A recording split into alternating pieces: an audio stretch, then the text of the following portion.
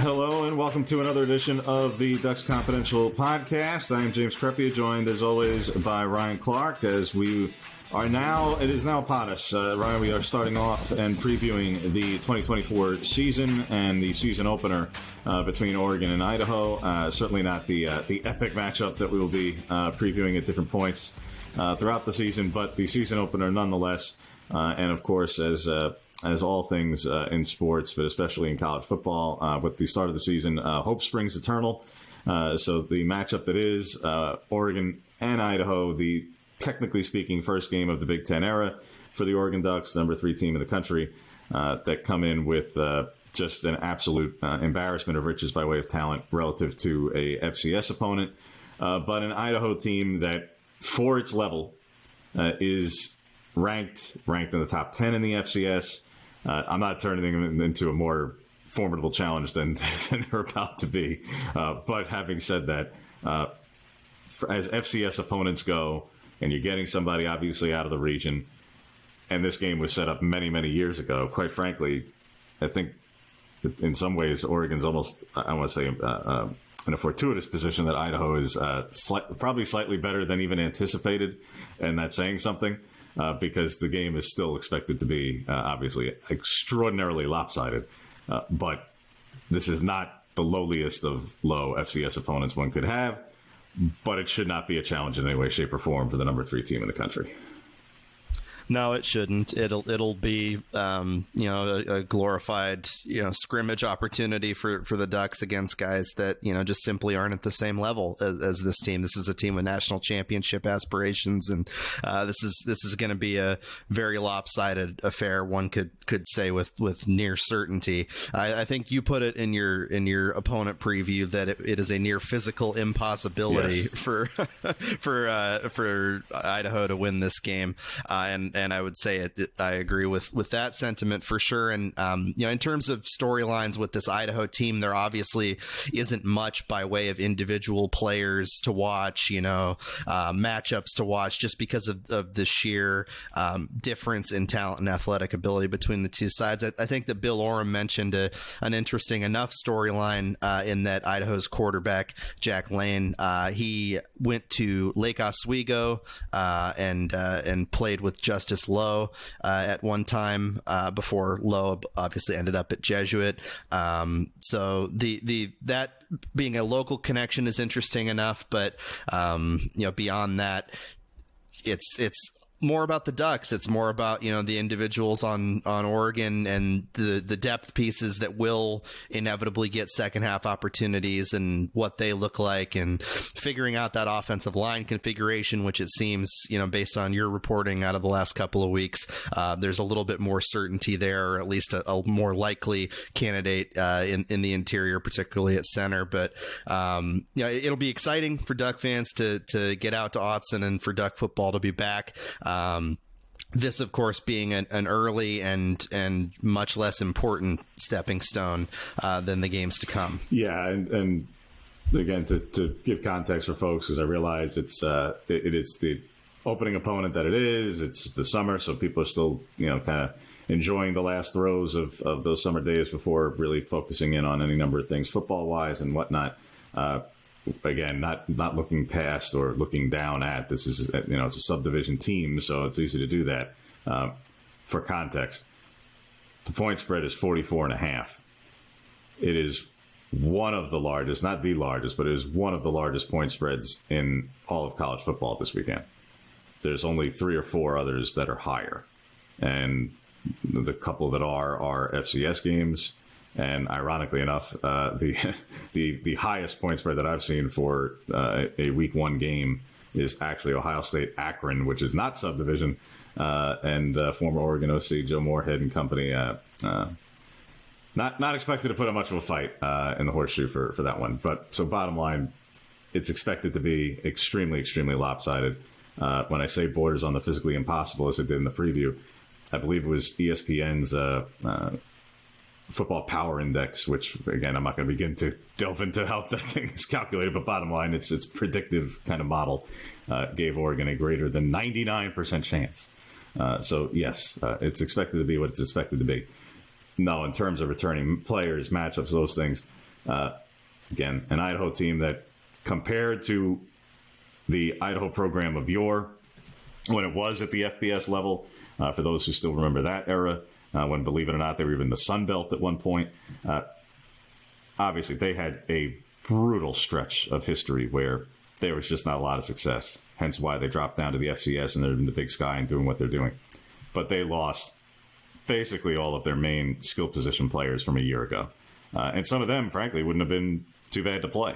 But bottom line, in terms of what we're talking about, either returning quarterback or this or that, no, that's just not part of the equation. They don't have a single senior on offense, on the entire offense. I'm not just talking returning players on offense, apparently. 4 returning offensive linemen, though, and a tight end. Yes, they're resetting everything offensively and defensively. Again, nothing that we're going to write home about. They lost some pretty big playmakers.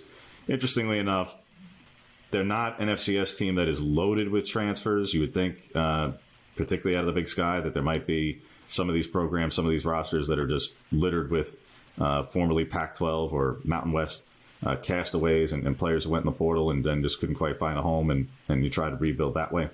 They're not loaded with that, but they do have a couple who are somewhat intriguing. One in particular, and it didn't come from the FBS level, actually came from within the Big Sky, but Abraham Williams is a pretty accomplished defensive player and kickoff returner. Has 5 career kickoff return touchdowns and was an FCS All-American as a kickoff returner. So Oregon was much, much improved in terms of kickoff return defense last year. And I say all this because I think this is a game that we can expect Oregon to be kicking off quite a few times. So they went from, remember 2 years ago, a massive, massive area of weakness where Oregon was 125th nationally in kickoff return defense, and obviously it came back to haunt them against Oregon State 2 years ago, among other games where long returns played big roles. Last year, they finished the season in the top 15 in terms of kickoff return defense, so they were vastly improved a year ago, but this is an opponent who you're probably going to be kicking off a whole bunch against, and they do have a player, they do have a weapon back there who, again, is a good defensive player, good corner, and a All-American caliber kickoff returner for his level. Should that be a problem for Oregon? No, but in terms of when we're talking about areas to pay attention to and watch, where individual matchups are certainly not at the top of the list, this is one where, look, kickoffs as a whole, not just coverage, which, again, was improved last year. But the other aspect of kickoffs that we'll all be watching is, hey, there's a big issue for this team last season. The coverage when it was there was fine, but the other issue was kickoffs out of bounds. Well, Andrew Boyle is back healthy.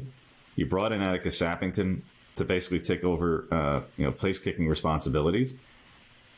I think we're going to get a chance to see probably a good amount from each of them in that regard this opening Saturday. I don't know how much, if at all. A little kicking competition, to highlight the game. And frankly, the more kickoffs, the better, obviously, in terms of points, but the more kickoffs, the better in terms of getting a clearer picture and understanding of where. I realize this is not the role that fans are writing home about by any stretch of the imagination and spending their time dwelling on, but kickoffs themselves were an issue. They tied for the national lead in kickoffs out of bounds last season. So seeing the ball sail into and through the end zone, seeing the coverage be good, and perhaps seeing multiple kickers get a crack at it and how they each fare, that's all going to be one of, it will be something I'm writing about on Sunday evening with takeaways. Let's put it that way. It is an area worth monitoring and paying attention to. Who handles what and who performs and how they perform accordingly in that area will be one of those things, because that's an irrespective of opponent situation. There's no defense for the kicker kicking the ball on a kickoff. So and despite the the matchup disparity, the other bigger piece, defense shutting down the opponent, that feels like an inevitability. But in terms of the offense getting live reps and execution and chemistry and timing and all those things, like that still very much is something to watch in a game like this, regardless of quality of opponent, to see how Dylan Gabriel's meshing with this talented receiver room, to see how that running back group shakes out in terms of reps. It obviously obviously will not reflect the type of approach, and they're not going to show everything that they might have in a bigger game like the Ohio State game or even the Boise game the following week. But those live reps for the offense, that's what people are going to show up to see. They're going to see how high they can run the numbers up, and they're going to see what the chemistry is looking like in those live reps that, yeah, they aren't the quality of the teams you're going to face even in the following week or in the weeks ahead, but nonetheless, they are reps. Yeah, and again, in certain areas, like we're talking about, whether it's special teams, all right, that's one small thing for sure. Outside of kickoffs, quite frankly, I'm not sure that we're going to be able to delve a lot. I don't imagine there's going to be a lot of punts on Oregon's part. Having said that, whether it's to your point exactly, Ryan, look, offensive execution, it's not just about what happened at the end of the play. Was there a connection, drop passes or anything like that?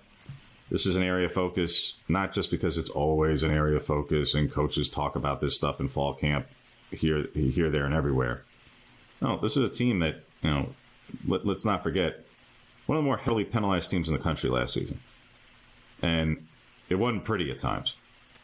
Now, yeah, there were plenty of them that were perfectly, timing-wise, it was not an issue, or they overcame a lot of procedural penalties, pre-snap penalties, false starts, or illegal man downfield because the offense was so potent a year ago. But you can't live like that against bigger opponents. So now we say all that and to say last year in the season opener against Portland State, they only committed a couple of penalties as a whole, and everything was fine until it wasn't fine, because the following week it went completely the opposite direction. So all to say, execution on offense, pace, tempo, lack of pre-snap penalties in particular, because that's just a concentration thing more than anything, and being prepared, to say nothing of, like we talked about last week, so we're not going to belabor the point and drone on and on indefinitely about it, but it is still a significant area of uncertainty. I say uncertainty because they're not going to come out and declare it, and we probably won't know until around 4 o'clock or so, or maybe 3:30, shortly before kickoff on Saturday. The starting center situation is still up in the air. You don't know. And again, we'll probably look at multiple units, so we get a look at multiple players snapping, working with, whether it's first team offense, second team offense, etc. But it was an issue. It was an issue in the last game. It was an issue in the spring, and it's an issue because not only everyone acknowledged it, but if it weren't an issue, then there wouldn't be this scale of competition and uncertainty heading into game week. There is. It seems like Pancho Aipanilalu is certainly still in contention. I would venture to suggest that even if not at center, he'll end up being at guard because they view him still in that capacity and caliber of player. If he's at center, I could see Nishad Strother being at the right guard spot and obviously Marcus Harper at left guard staying there. If Pancho's at guard, then it sure looks like walk-on Charlie Pickard is going to be the starting center under that scenario. And that's where it's going to be intriguing to see. And that's not looking down on walk-ons. There have been walk-ons who started. There was a walk-on who started last year, obviously, with Bryce Betcher on the defensive side. And I realize that comes with a little bit of a caveat because, yes, he's technically speaking a walk-on, but obviously a two-sport athlete and really talented athlete in both sports. But be that as it may, this is not something that was drawn up to be this way months and months ago. It's a situation that because of the injury to Bedford at right guard, combined with some degree of concern about consistency of snapping from Pancho, well, here you are. Now you're faced with the defined best five, and within that, defined best center and most consistent center, at least entering this first week. Where the question would then lie is, all right, what happens when Bedford comes back? Then what? Then what are your moving parts? Because if Pancho's part of the best five and therefore he's at guard and Pickard's at center, but you're saying that Pickard is the better center than, at least better center than Poncho under this scenario, and or at least you would rather have Pickard at center, Poncho at guard, than Poncho at center and Strother at guard. Well, then Bedford comes back. Is it just default? Well, now it's time for Poncho to take back over at center, and that's okay and fine. Or has Pickard shown enough at that point to retain the job? Yeah, I mean, that'd be a better problem to have for sure than the one they're currently facing. No doubt. No doubt. And the interesting thing too with Pickard is you've heard a lot of framing of his leadership and his presence in the locker room and his performance in camp by fellow players, by coaches. So it feels like perhaps that's the direction they want to go at this point, but again, still up in the air and still a full week of practice leading into that game to determine that. The local connection is really cool too, him being a Jesuit guy. I misspoke earlier saying Justice Lowe was a Jesuit guy as well. He was a full-on Lake Oswego boy through and through.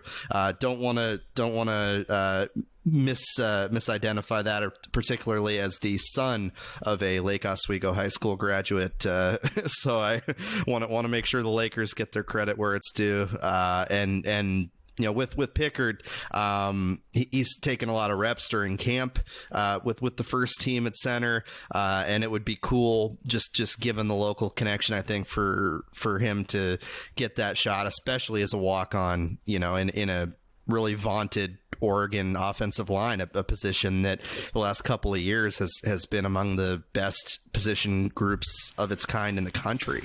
Yeah, and their expectations, their standards are extreme because that is what that room has become really since 2018. Obviously Cristobal was there in 17 as well, but once he took over as head coach in particular with that same group, what he began in terms of reshaping, reforming, and redefining what the line of scrimmage was going to look like at Oregon on both sides, but especially on the offensive side, to what has become and what has sustained with, yes, many of the players that obviously he's still recruited, and now a couple of them still in there, Harper being one of them, and a group that now is totally shifting to the landing era of players in the offensive line. We knew there was going to be some degree of change. You knew that with Jackson Powers Johnson moving to the NFL and Stephen Jones graduating. You knew there was going to be openings. Again, Bedford came in to be the starting right guard. Would be if not for this knee injury. Okay, you'll see exactly when he gets back. But this amount of, like I say, uncertainty. If you go back to the spring, if you go back to even the start of camp, this was really not the anticipated thing that we were going to be talking about as much. Obviously, you can't anticipate an injury to a player specifically. But even beyond that, we talked about snapping a whole bunch throughout the offseason because, to his credit, Poncho was really forthright about it. I mean, you can't hide the fact that he didn't play it in high school. So, he had, it was an area of, hey, I got to improve at this. I'm not as comfortable with it just yet. Working on it. Okay. And for those who want to just go back to the Fiesta Bowl and say, what are we even talking about? Why are we belaboring, going on and on and on? This didn't seem like that big a deal. Go back and watch the Fiesta Bowl if you still got that pulled up on the DVR. Snaps were floating in space at times because he was focused more on delivering the ball than necessarily delivering the ball with much by way of speed. And that's okay, and you can get away with that in that game. And you probably could get away with it in this game, quite frankly. But you can't count on doing that all the time. You got to, again, I knew there was going to be a low tolerance and threshold for what this was going to look like. Because going back to before the Fiesta Bowl, when Will Stein literally called it, what he called it was, hey, it's the simplest thing we can do on offense, snapping the ball. Like, basically, I don't want to be talking about this. Like, this has to, this cannot be an issue. This must be done, and we got to move on to more important things. Yeah, well, we're going to see and find out exactly how this coaching staff views not just the center position specifically entering this game, but elsewhere along the offensive line. And again, probably not going to only see one center, may not even see only two centers, depending on how this game gets away from things and how quickly on Saturday. Outside of that, and obviously the issue du jour and of the moment for this Oregon team. Other areas, Ryan, that you think are worth paying attention to, if obviously we've long since hit on a couple of things on the O-line, perhaps in special teams, we'll see with the kickoff return situation, given what Idaho has by way of a weapon there. Any other areas that you think, offensive execution with the penalties and the like, that kind of cross over with the O-line for that matter, but outside of those things, anywhere else specifically, either individual players, units, the like, that you'll be paying closer attention to in this one? Yeah, I mean, on the defensive side, that interior defensive line will have an opportunity to really dominate in this game, as with many position groups for the Ducks. And it'll be interesting to see the combinations they choose, the guys, and how many reps they get to be able to get after the quarterback. Somebody like Jordan Birch having an opportunity to have a really dominant game in particular would be something to watch. The composition of and the performance of the secondary too will be interesting, obviously led by Jabbar Muhammad and other transfers that have come in. What that looks like, it's the same thing as the offense, where you're not going to see everything, all the exact combinations and scheme and everything that they are going to want to probably not show in a game like this, as compared with one of more metal like the Boise State game in the following week. But you're just watching guys. This is one of those games where it's not predictive, but it allows for observation. You don't want to make conclusions, but you can make observations based on a game like this. And those two position groups in particular, I think that those will be the ones that I'll be watching on that side of the ball. Agreed. On the defensive side, there's any number of areas. Yes, particularly the interior of the line, like you hit on. I think seeing some just new personnel and what that looks like. Again, regardless of who they're playing up against opponent. Hey, fine. Obviously, both Jamari Caldwell and Derek Harmon are just vastly larger than not just what Oregon has typically had along the interior defensive line, but vastly larger than what Idaho is used to playing. So that's a given. But Idaho does return for offensive linemen.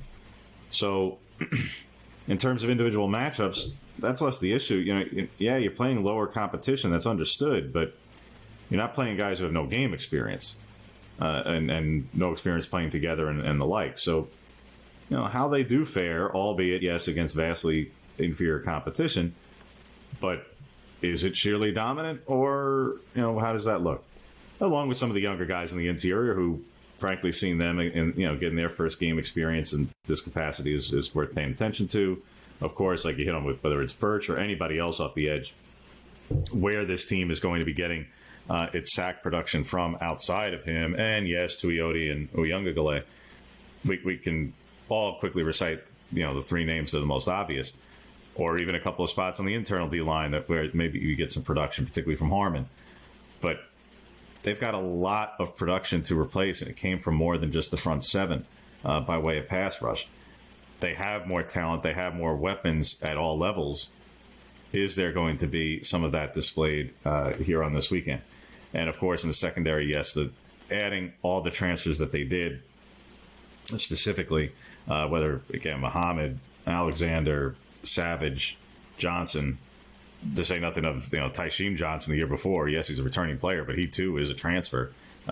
In all likelihood, this team could have an entire starting secondary of transfers, and if not, it's probably because Dante Manning, gets the edge over Cam Alexander, who will still end up playing. So, how it looks, not so much from a matchup and straight up talent aspect, but more so like we're talking offensive execution. Yeah, defensive execution.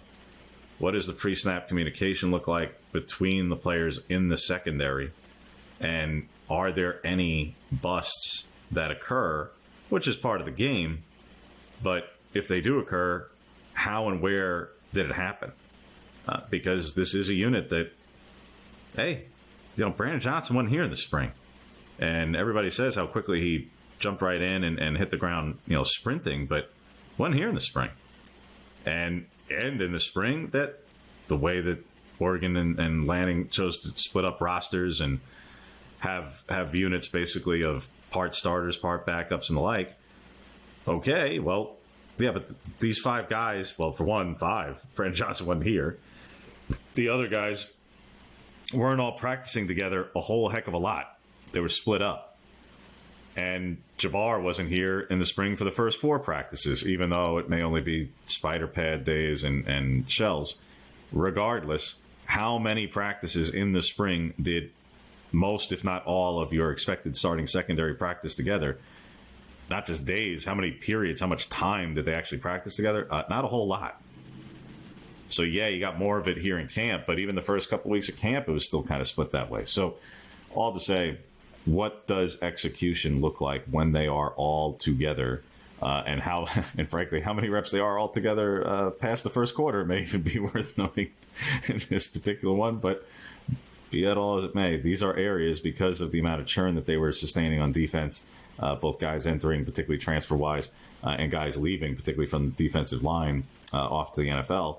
Yeah, those are all areas I completely agree with you that draw more of the attention and whatnot, because I don't think we have to sit and go and say, oh, well, we really are going to be able to glean a lot by how much the passing attack and how Tez Johnson is able to run past whoever he is running past. I don't think we're going to be able to glean very much there, or Evan Stewart for that matter. I will be intrigued offensively, particularly if it does get out of hand, by what the second team offense looks like with Dante Moore and the O-line. And honestly, I'm going to be pretty intrigued past Stewart and Johnson at receiver. And yeah, plenty already about Trayshawn Holden or Gary Bryant Jr. But what exactly is the pecking order by way of, is there going to be a clearly established 3 who separates from the group? And then at 4, 5, and 6, hey, we've all talked about Jurion Dickey now being healthy and being in a better spot. Yeah, he started camp a little limited, but he's been practicing. So, all right, how ready is he to really become, as a redshirt freshman, a player who's going to be a significant contributor to this offense? Whether it is Justice Lowe or who exactly is the 6th receiver there, whether it's Justice or Kyle Casper. Yeah, what does this start to look like a little bit lower on the depth chart at a couple of areas where in a game like this, you're probably going to start to be able to glean a little bit in terms of pecking order at certain positions, even with the 4-game redshirt rule. And we've seen, like, throughout camp, the receiver group talk about the competitive nature of the back end of that group, because obviously there's so much talent up top and in the way of the depth chart. But a big, lanky receiver like Casper, a fast, pass catcher in Justice Lowe, and then Dickey, who, everybody talks about the sky being the limit for him, how he's transformed his body in the offseason. He changed his number from one that some may have been aghast toward with number 99, but he's someone that could absolutely factor in. I think that Dan Lanning will love to get a good look, and Will Stein as well, to get a good look at all of those guys and see where they fit into the pecking order and where they fit into situational moments. You can think of maybe the occasional goal line fade or whatever you want for Casper and the bigger receivers, but different situations they might be able to use them in, and where they fit into that pecking order, because yes, injuries happen. Yes, games and game states may call for those guys to show up and be utilized. It's not just those top 4. It's not just the veteran, experienced guys that make up what they believe is the most talented receiver room in the country. It's the depth and the young guys that are going to be itching to get on the field. Yeah, and case in point, again, last year in the Portland State game, Oregon played more than 80 players. And I'm back into scholarship walk. Over 80 players played in the game. So there's no reason to believe that it won't be very much the same. Effectively, any healthy scholarship player and walk-on who typically is practicing on the 2 deep, I would say the anticipation would be that they'd be playing. I mean, the one or two areas to where maybe you can quibble is about in certain areas of special teams where, is the third long snapper really going to get chances to snap? How far are they going to go? Or, punting again, they may not punt at all. So whether it doesn't really matter who we're talking about. I'm not sure Ross James is going to be out there, let alone Luke Dunny or Tyler Kinsman. So, all right, outside of that, pretty much any healthy scholarship player, these are the games that this is what these games have now become for. And in terms of projecting forward into the way, way off future at this point, because there's still games like this on the schedule for the next few years.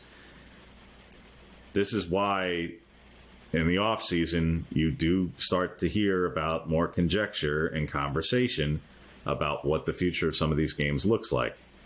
And does this kind of game move to, do they become the future spring game? And I think there's some merit to that. And, we talk about it sometimes in the off seasons because it comes up in conversation. It did about a year and a half or so ago, certainly.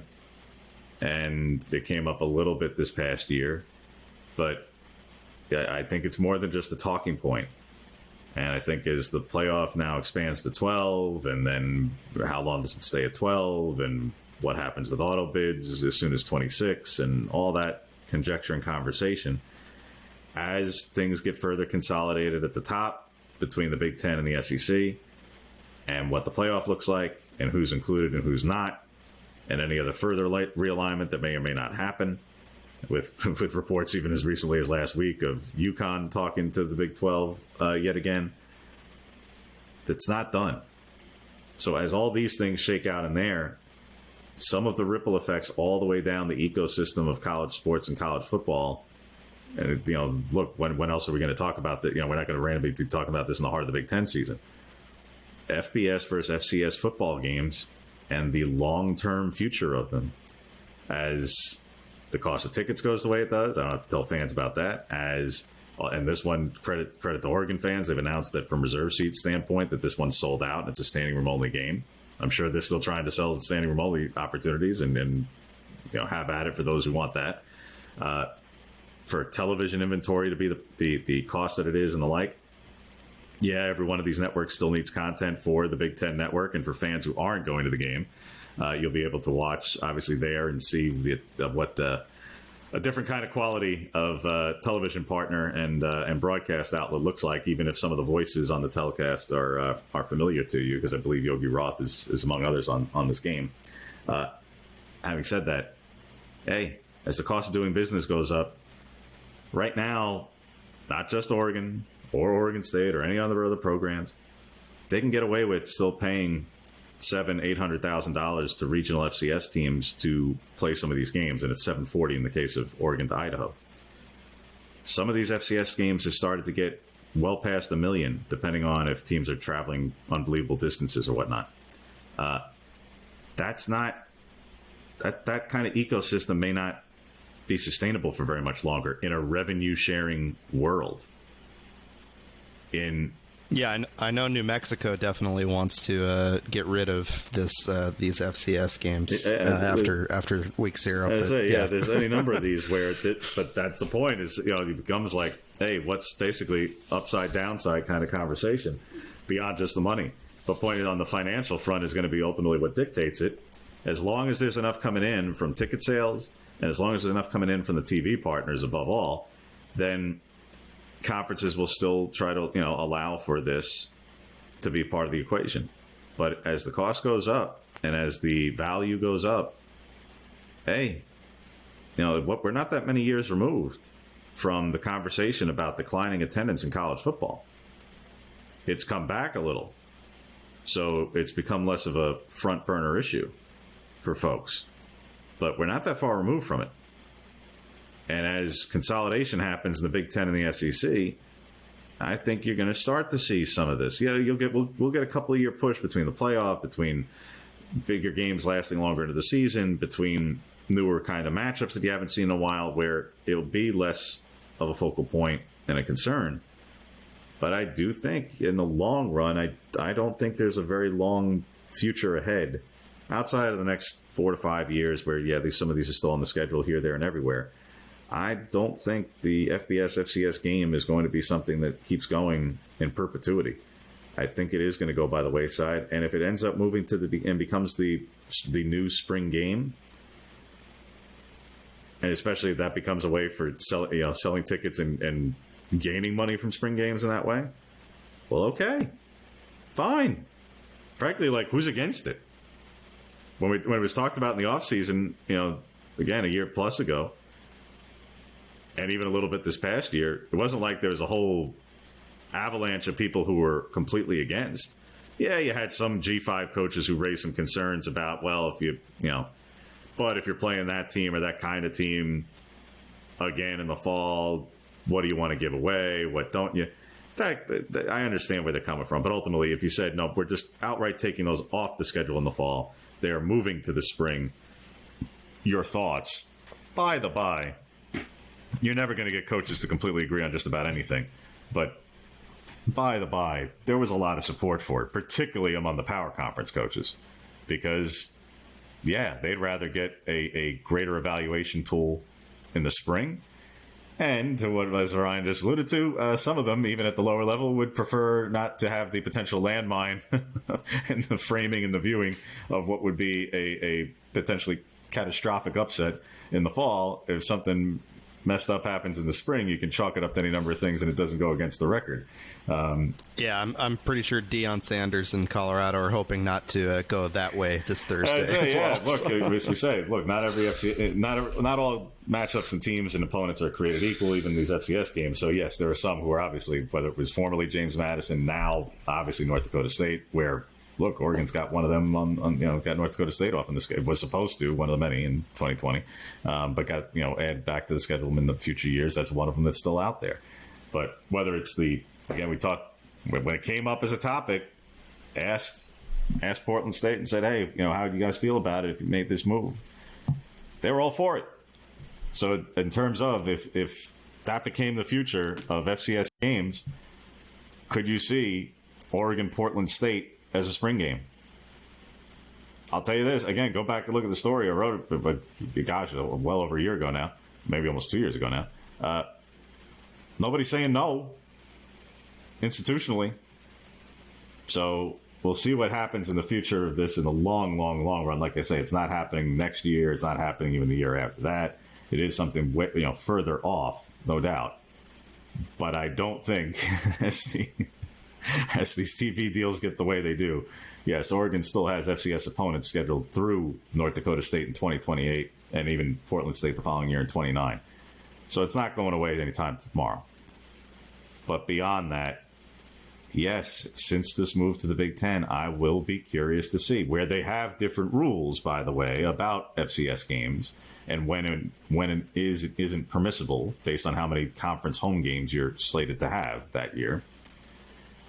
I'm going to be curious to see if and when Oregon adds future FCS games beyond the ones that are scheduled. Yes, through the 2020s. So, okay, so it's not happening tomorrow. Yeah, but that's part of the conversation because of conference-related things.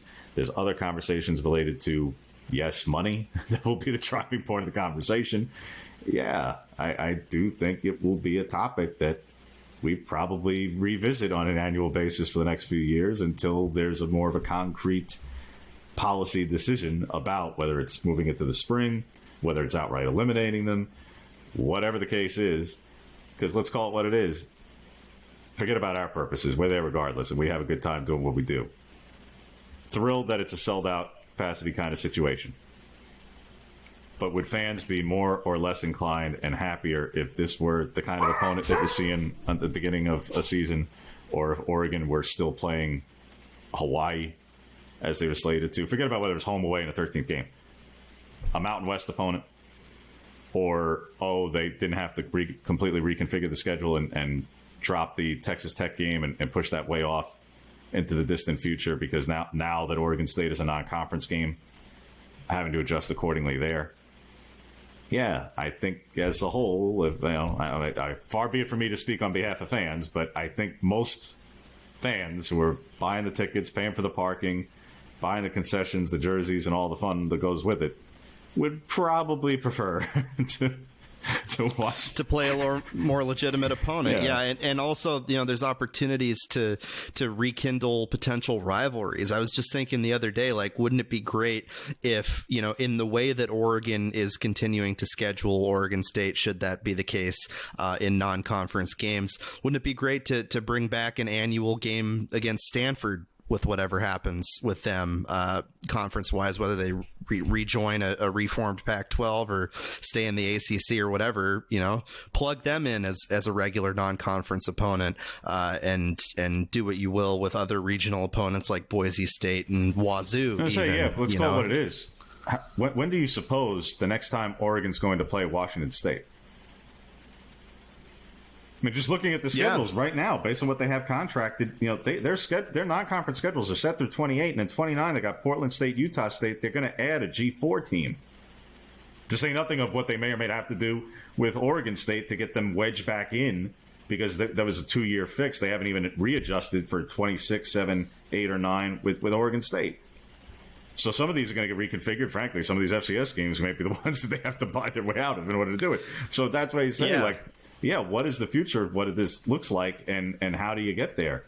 Yeah. And I think they should. I think that they absolutely should, look into buying out those FCS games and utilize them to show at least some conciliatory, attitude toward, bringing back some of those regional type of rivalries. There's been great Oregon-Washington State games over the years. There's obviously been great games against Stanford, and everybody in the state wants to see the Oregon State game continue to happen. So there's your opportunity, right? There's the hole to plug if these FCS games do go the way of the dodo as they may. And I think ultimately, and we'll wrap it up on that.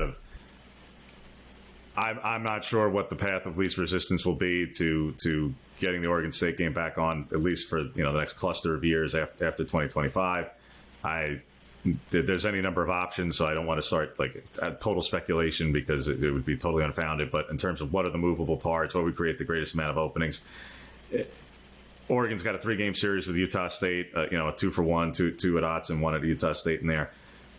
In terms of creating the openings to where you're dealing with one institution to do it as opposed to dealing with 3 different FCS institutions, including North Dakota State, who you rescheduled from 20 to, you're not going to, I would think you're probably not going to try to move that again or eliminate it.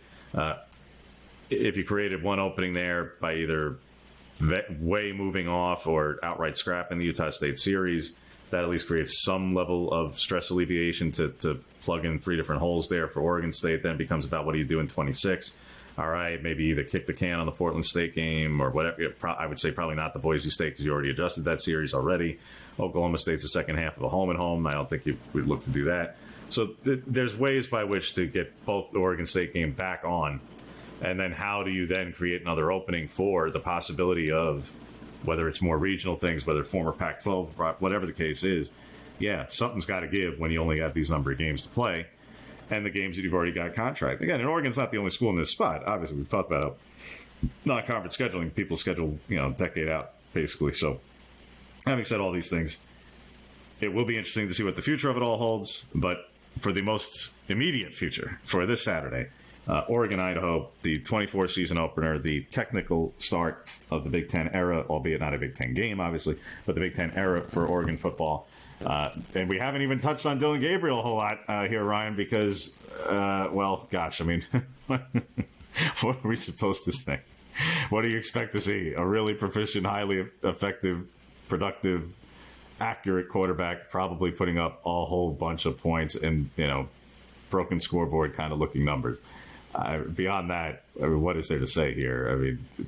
Come on. Couple NIL deals rolling in for him. He got the Beats one. He got Celsius energy drink today. So there's that. I with believe Dylan. there was a credit union a couple of weeks ago as well. Yeah. Yes. Yeah. There was some jewelry that he was getting the boys hooked up with. He's definitely taking care of the squad. But no, on the field, obviously, there's going to be a lot to talk about with Dylan this season. Obviously, the preseason Heisman favorite, somebody that will more than likely, given his personality and given his skill level and ability on the field, more than likely endear himself to Duck fans this year. So following his journey in this final year of college football is going to be pretty remarkable. And I have a feeling we'll be talking about him just a little bit more after this one, and with a little bit of a different opponent and caliber of opponent next week with Boise State to get into than this particular matchup. But be that as it may, for this edition of the Ducks Confidential podcast, a reminder, make sure to like, subscribe, 5-star review, and the like, so that share with your friends, so that way it pops up in your feed, pops up in their feed, and helps us kind of spread the proverbial and literal word to help us out in that regard. And also a reminder to submit your questions accordingly to Ryan's mailbag. Plug that away, Ryan, so that folks can send their questions, direct them to you accordingly, and get your fine opining in that capacity. Indeed. So, folks that have questions for the weekly mailbag, which we're going to post every Tuesday, you can email them to me at rclarke, Clarke, at Oregonian.com, or at Ryan T. Clarke on Twitter. Either place, fine by me. Any and all questions related or even quasi-related to the Ducks, happy to answer them on a weekly basis. So, again, for this edition of the Ducks Confidential podcast, I'm James Crepea. He is Ryan Clarke. We appreciate you for listening, as always, and be sure to check us out, as always, on OregonLive.com/Ducks for all of your coverage for this week, for the Idaho game, and all season long, as what could be a very, very special and historic season for Oregon's purposes, not just because of the start of the Big Ten, but obviously a team that comes in with as much anticipation and hype probably as there has ever been in program history. So we'll be chronicling it each and every day for the next several months in what could be obviously a very, very fun fall, starting this Saturday. Oregon, Idaho, 4:30 Saturday, Big Ten Network, etc. For those going to Autzen, enjoy it in what should be a sold-out crowd. For those watching from home, enjoy the viewing experience from a caliber of conference network and telecast that is vastly different than what you're used to before. And we will see you next week.